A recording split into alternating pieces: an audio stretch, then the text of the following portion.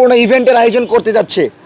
তারই অন্যতম একটা অংশ হচ্ছে মাদ্রাসা রেজিস্ট্যান্স ডে, অর্থাৎ যেই দিনে মাদ্রাসা শিক্ষার্থীরা যাত্রাবাড়ি সহ টঙ্গীর গুরুত্বপূর্ণ জায়গায় নেমে এসে আওয়ামী ফ্যাসিবাদকে রুখে দিয়েছিল এবং এই অভ্যুত্থানের নেতৃত্ব দিয়েছিল, সেই মাদ্রাসা শিক্ষার্থীদের প্রতিরোধ দিবস উপলক্ষে 19শে জুলাই মাদ্রাসা রেজিস্ট্যান্স ডে পালন হওয়ার কথা।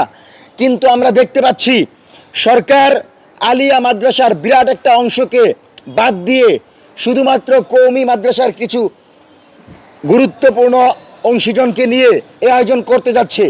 আমরা মুক্তিযুদ্ধ মন্ত্রণালয়, বিশেষ করে জনতার মেয়র ইশরাক ভাইকে বলবো, আপনি বহুবার বলেছেন যে আপনি জুলাইকে ধারণ করেন, জুলাই আন্দোলনের নেতৃত্ব দিয়েছেন এবং ধানমন্ডি 32 ভাঙার পেছনে আপনার অবদান ছিল।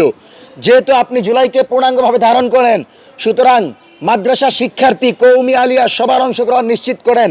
দারুন নাজাত, তামিরুল মিল্লাত সহ মাদ্রাসা শিক্ষার্থীদের বড় একটা অংশ এই আন্দোলনে সম্পৃক্ত ছিল। তামিরুল মিল্লাতের 5 জন শহীদ হয়েছে, কিন্তু মুক্তিযুদ্ধ মন্ত্রণালয় তামিরুল মিল্লাত এবং দারুন নাজাতকে বাদ দিয়ে শুধু কওমি ঘরানার কিছু ভাইদেরকে নিয়ে এই মিটিং করে এই প্রোগ্রাম বাস্তবায়ন করতে যাচ্ছে।